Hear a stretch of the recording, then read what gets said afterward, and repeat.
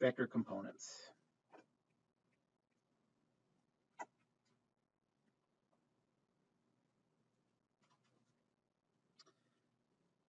The idea is that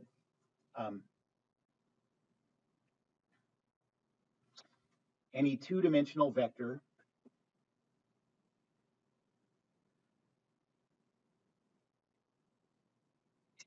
can be represented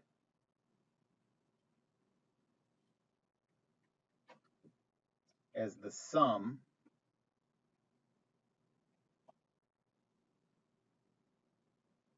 of one vector parallel to the x-axis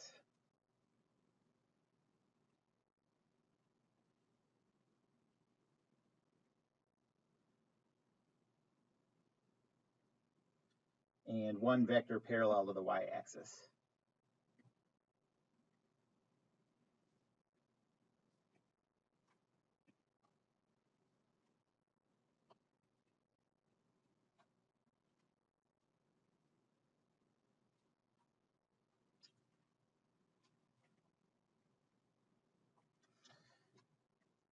So, for example, if your coordinate system is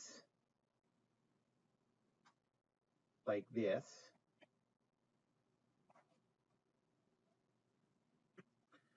and you have this vector, okay, you can represent that as a vector like this parallel to x plus a vector like this parallel to y.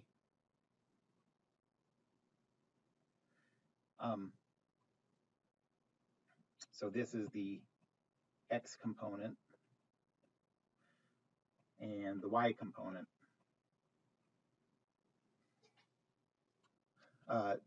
These are always perpendicular. And those components, even though they're vectors, you can represent them with just two numbers. You can see that this x component is pointed in the negative x direction. And if you measure that length, you can just say the x component is negative 2 or whatever it is. Okay. And this y component is in the positive y direction. You can just represent that component as positive 1. Okay. So you can represent those components as an ordered pair of numbers. Okay. Just like you do coordinates.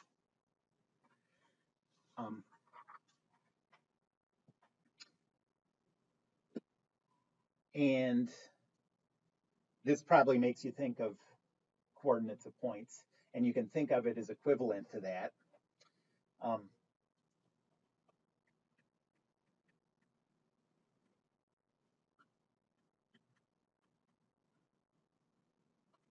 So this is equivalent to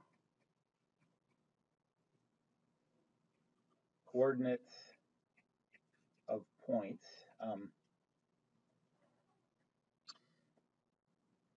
If you put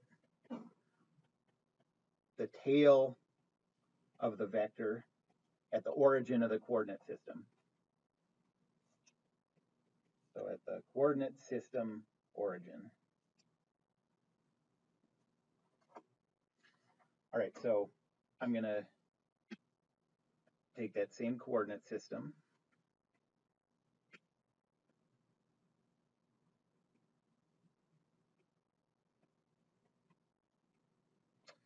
and that same vector, and I'm going to put its tail at the origin.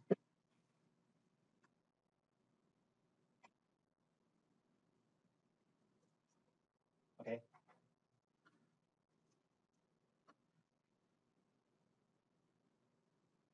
Then the vector components are just the coordinates of the head of the vector.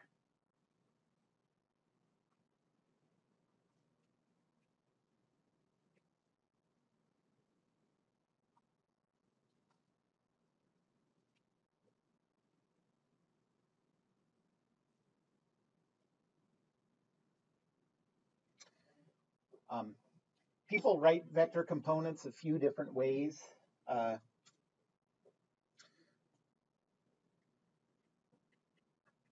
So component notation.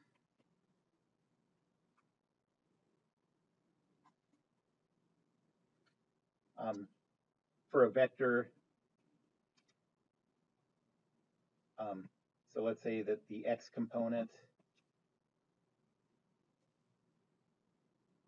for an x component of x and a y component of y.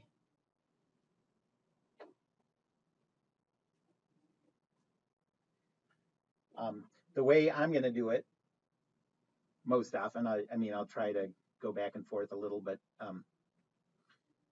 is I'm going to use a column matrix with the x component on top and the y component on the bottom.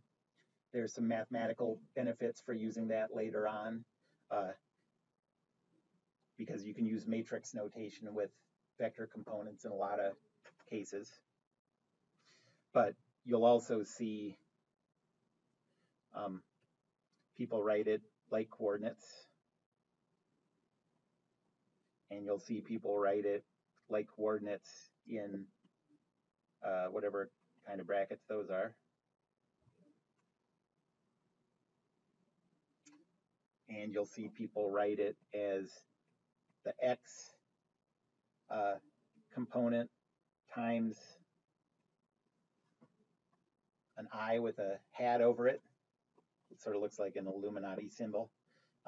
That's supposed to represent the direction of the positive x-axis plus y times something in the direction of the y-axis, so j.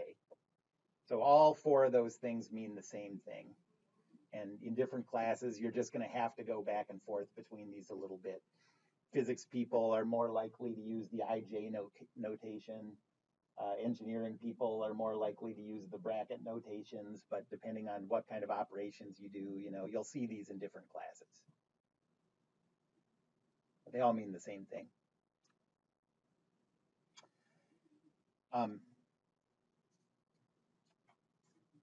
So how do you calculate the components? Well, if you know one of these angles, you can use trigonometry, use SOHCAHTOA. You know that if you put the vector's tail at the origin, if it points in this direction, both components are going to be positive, positive, negative, negative, negative, positive, negative. Okay, right, just the same way as the coordinates.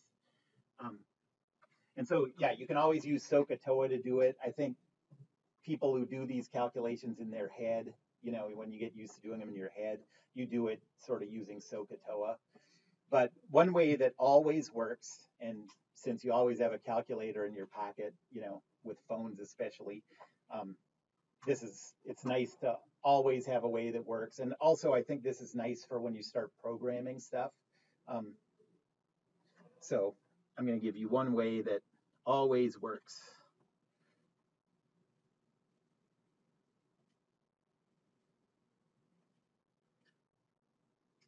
For finding vector components.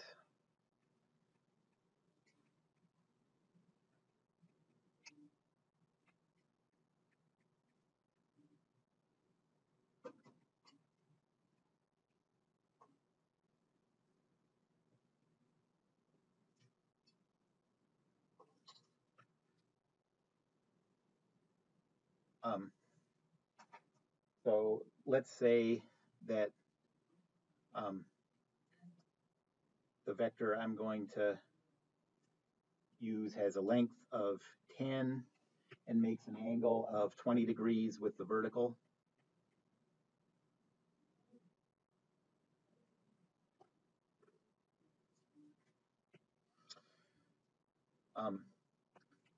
Well, first, we're going to put the tail at the origin.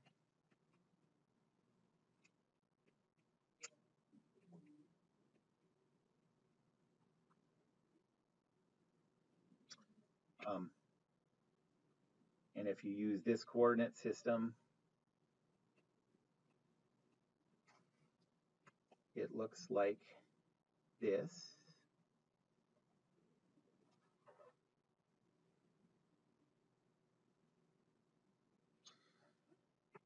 Then second, find the counterclockwise angle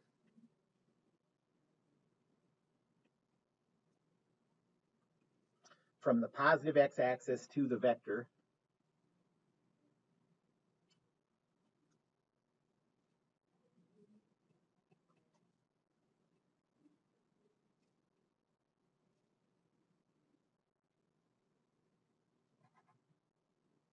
So in this case, we know that this is 20 degrees. And so it's 90, 180, 270, plus 20 is 290. Or you can go clockwise and call it negative 70. If you go clockwise, you just have to call it negative. Okay. And this counterclockwise angle, let's call this theta.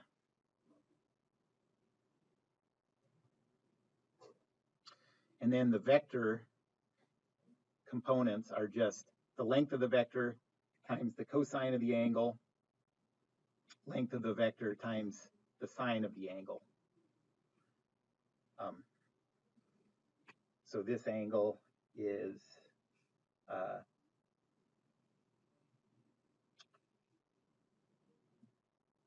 for this example is positive 290 or negative 70, and plus or minus any 360s.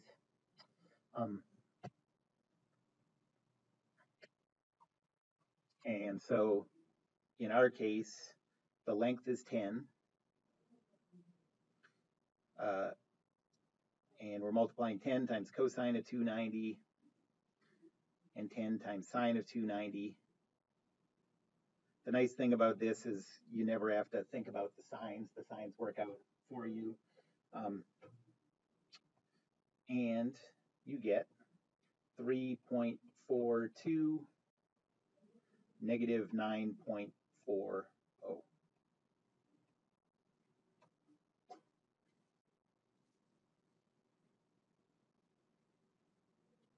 And do those signs make sense? The head is in the fourth quadrant, so you expect to have a positive x value and a negative y value, and that's what we got. And the magnitudes make sense. You know, you expect it to be a much bigger value in the negative y direction than it is in the positive x direction. We got that too.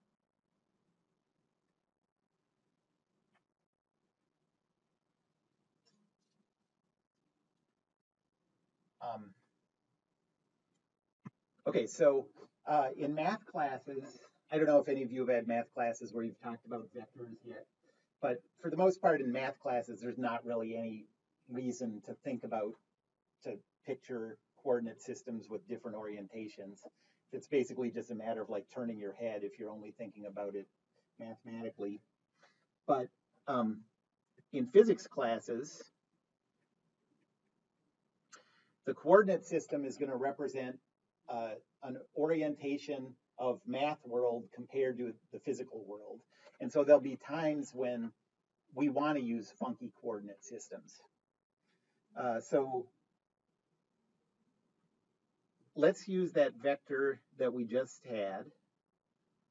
So let's say this has a length of 10 and makes an angle of 20 degrees with the horizontal. And we want to know what are the components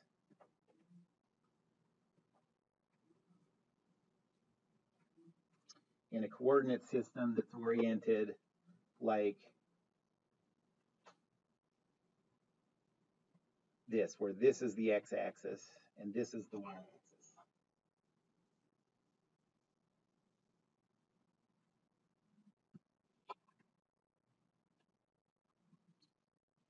We're going to do it the same way I just did it. So here's our coordinate system. This is x. This is positive y.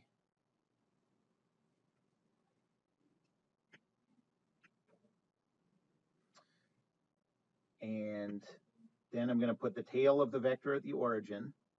I don't rotate the vector. You know, the part of the vector's identity is that it's in that direction. and it doesn't care what direction the coordinate system is. That's what the vector is. So I'm going to draw the vector here with the tail at the origin. And we know from the picture that this is 20 degrees. And now we have to figure out the counterclockwise angle from the x-axis to that vector.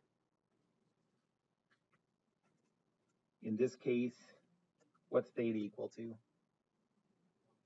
110, yep. And so the vector components are 10 times the cosine of 110, 10 times the sine of 110, and so that is equal to negative 3.42, positive 9.40. That's what you get if you plug those numbers into your calculator.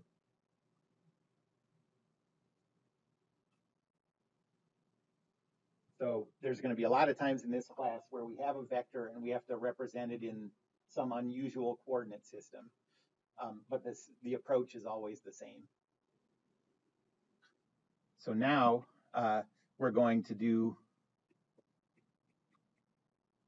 vector addition and scalar multiplication of vectors using the components. And this is the way you're going to do it mathematically. You're not going to do it geometrically.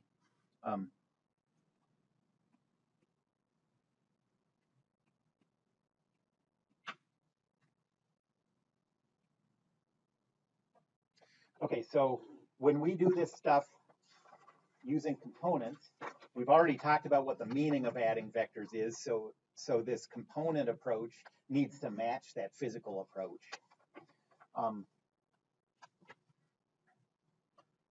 So first, adding vectors.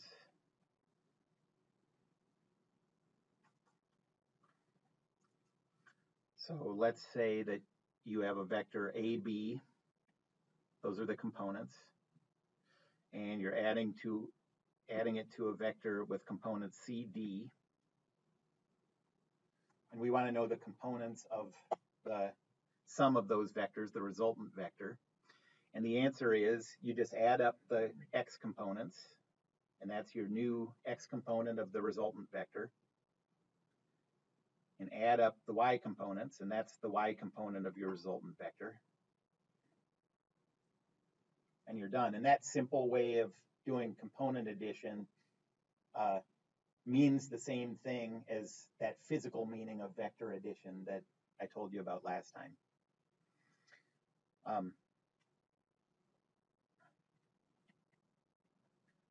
Notice that the order doesn't matter.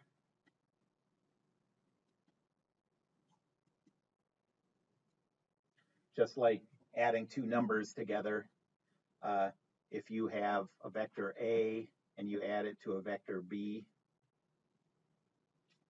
that's the same thing as a vector B and adding a vector A.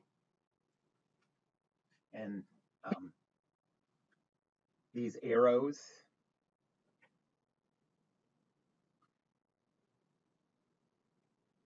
mean that we're talking about a vector variable.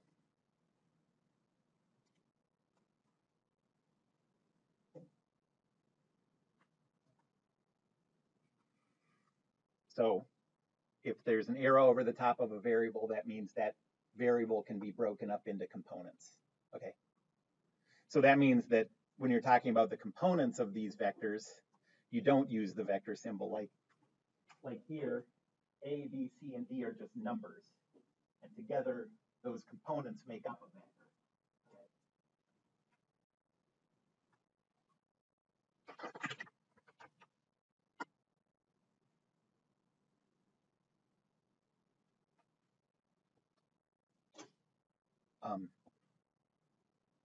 And the second thing that we'll have to do is multiply a vector by a scalar.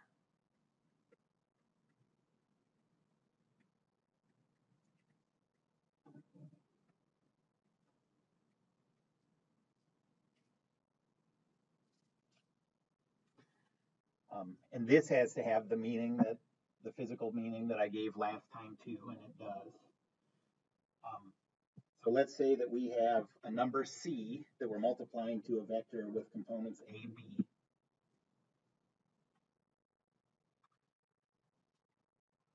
What you do is multiply the number to each of these components. So the x component of the product is CA, and the y component of the product is CB.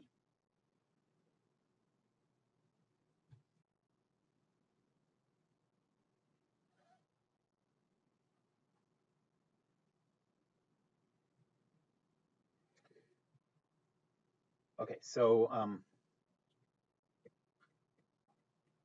let me use these in a problem.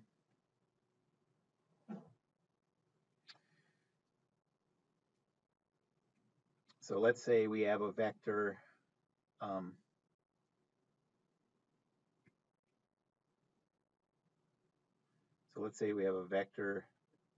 with a length of 2 that's straight up. Let's say this is what we're going to call the vector A.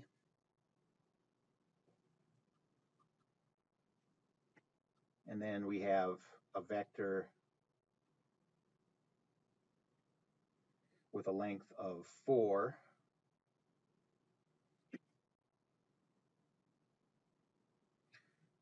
Where this angle is 20 degrees. And let's say this is the vector B.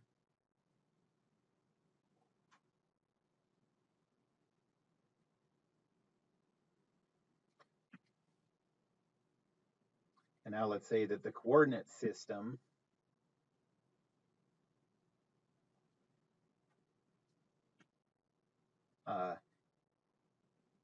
has x up and y to the left. And we want to know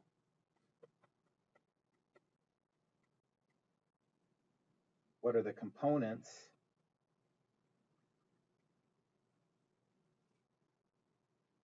of the vector 3a minus b.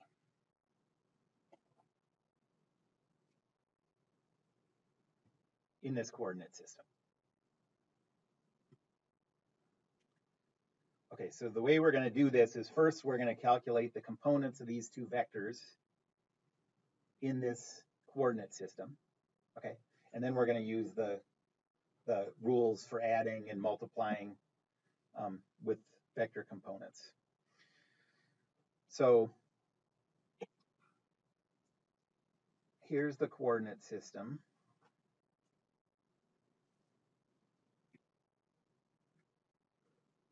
There's x, there's y. And there are two vectors that we care about. One goes this way and has a magnitude of 2. And then the other one goes this way and has a magnitude of 4, where this angle is 20 degrees.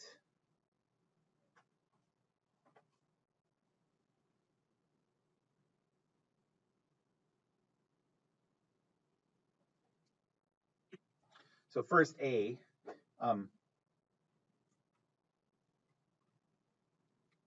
there are two ways to think about, like if you ever have vectors that just go along one of these 4 axes, you can just, well, like how you go 2 in the straight x direction in terms of a trip along x and a trip along y.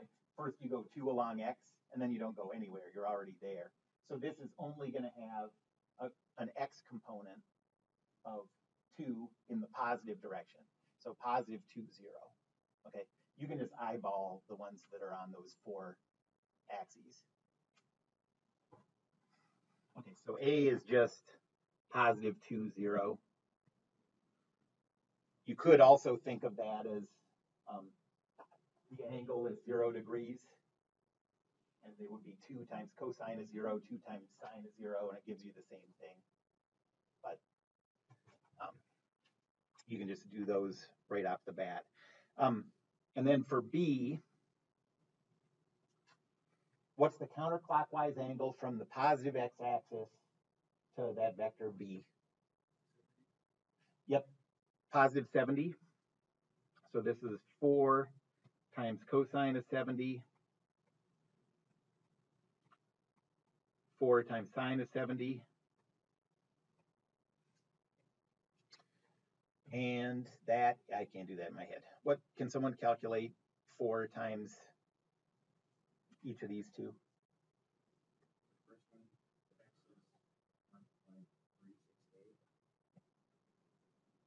Okay.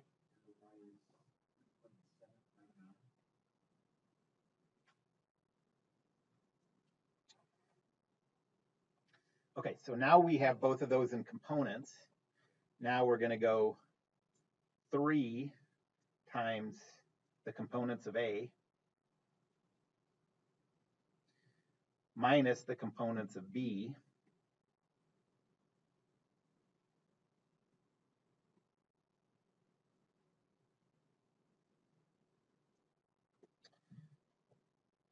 it follows the same rules of operation that you're used to with numbers. So first we have to do the multiplication, then we do that subtraction. So 3 times 2 is 0. No, it's not. 3 times 2 is 6. 3 times 0 is 0. Minus 1.368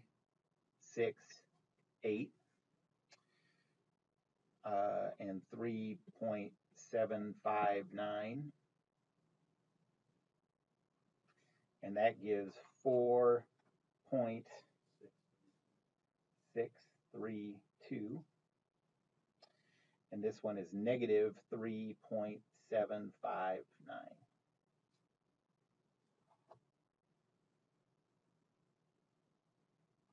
And if you went through the effort of carefully on graph paper, doing 3 times this one, and then using the rules of vector addition, and then the opposite of this one, then use the rules of vector addition to add those two things together. And then you carefully plotted out this vector in this coordinate system, the two approaches would match. But the component approach is way faster. Okay.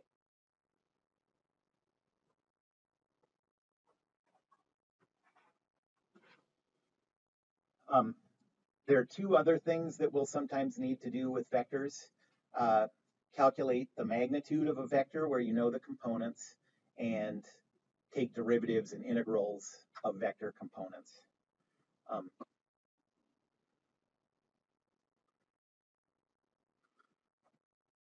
So 2 more calculations with vectors.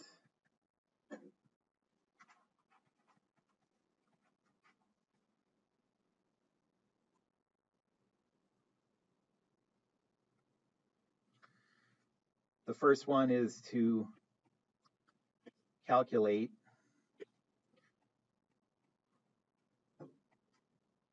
the magnitude of a vector from the components, so the length of the arrow. And the second one is time derivatives and integrals with respect to time of vectors.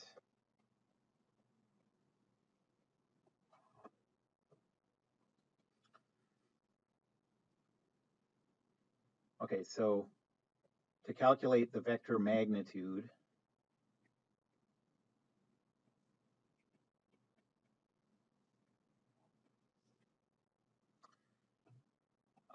if you have a vector, I'll call this vector U that has components A, B.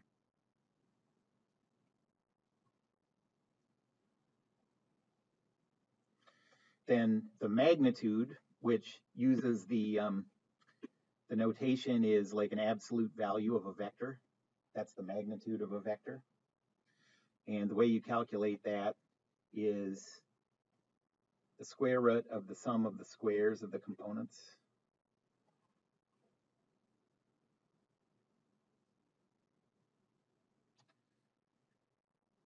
And it makes sense if you think about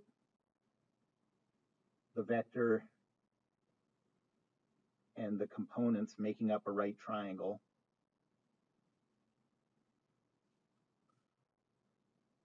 If this is A and this is B, and this is the magnitude of the whole vector, then it has to satisfy the Pythagorean theorem.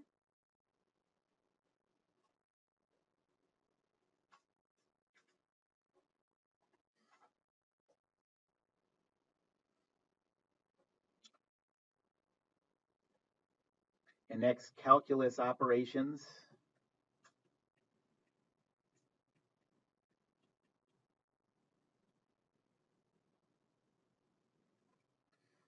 And this is something that you don't have to worry about in this class, but it is something that sometimes you have to worry about. So I'm going to, in parentheses, say in non-rotating coordinate systems.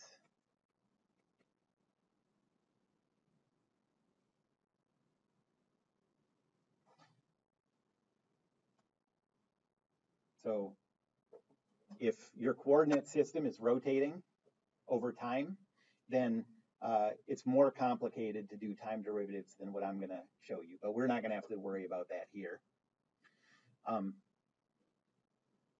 So the way you do that is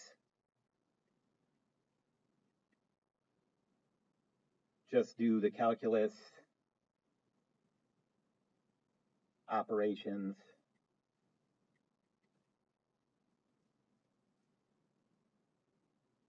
on the individual components.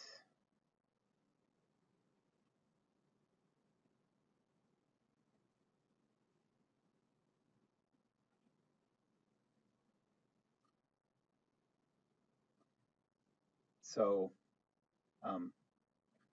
the time derivative of a vector u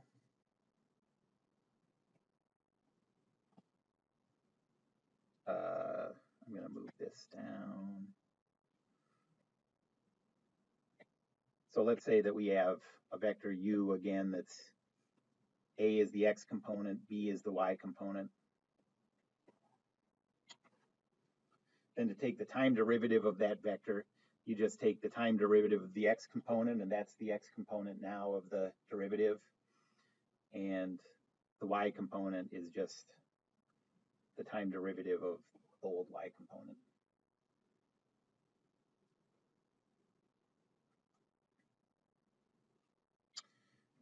Same idea for the integral. So the integral of u dt is just the integral of a dt for the x component and the integral of b dt for the y component.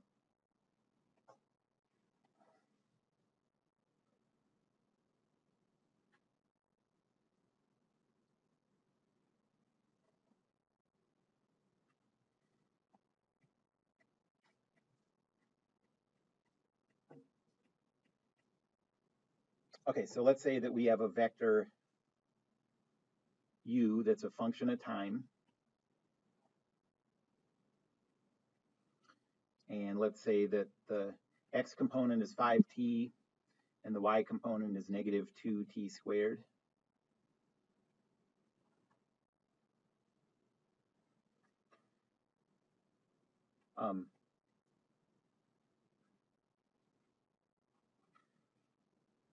So first,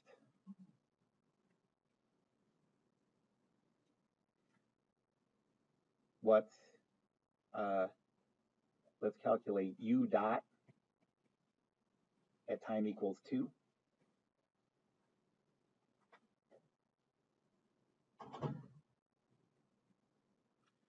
And second, let's calculate the integral of u dt at time equals 1 second, or whatever units of time you're using.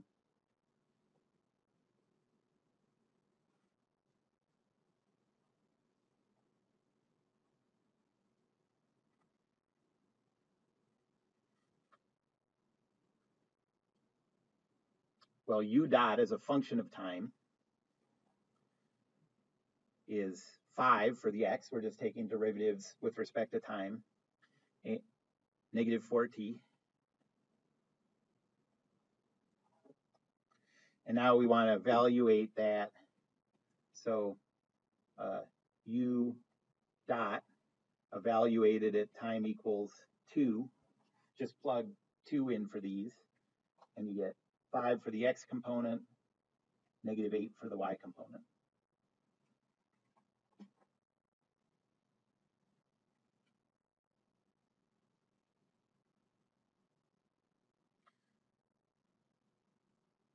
For the integral of u as a function of t dt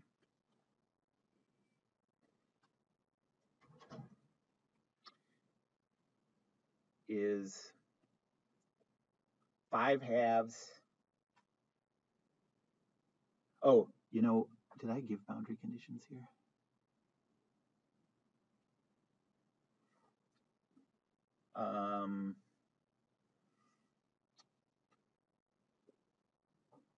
Well, okay, let me just do it the way I have it written. So 5/2 t squared plus some constant of integration, because I'm integrating this one, not the derivative.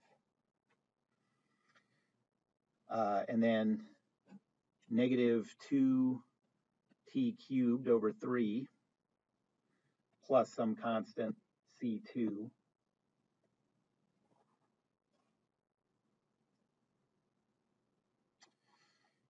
If we want to evaluate this at time equals 1,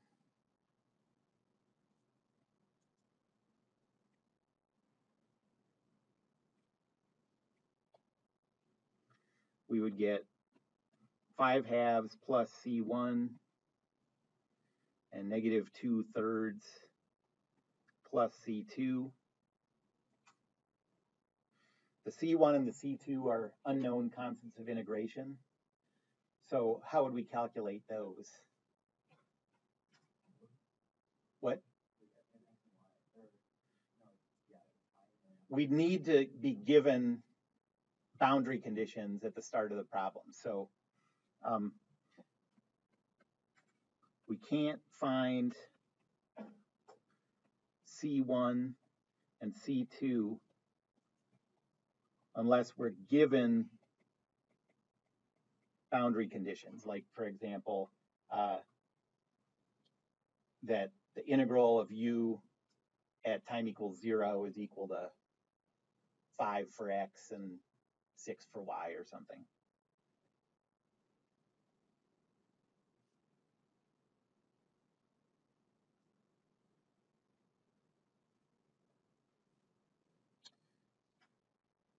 Any questions about that? Okay, so how would you guess? Can you think of a way based on the physics we've done so far, before we got to vectors, how would you think calculus is going to come up with vectors when we go to two-dimensional kinematics?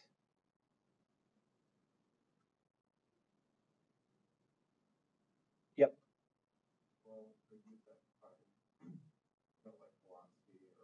Yeah, that's exactly right. So just like with kinematics along a line, we had the relationship that velocity is equal to the time derivative of position, and acceleration is the time derivative of velocity. Okay. Now position, velocity, and acceleration are all going to be vectors. That's a new thing. But we're still going to have the relationship that the velocity vector is the time derivative of the position vector, using this definition of calculus with vectors. And the acceleration is still going to be the time derivative of the velocity vector. Okay. So the first thing, before we can start doing kinematics using vectors, the first thing I have to do is define what these kinematic quantities mean.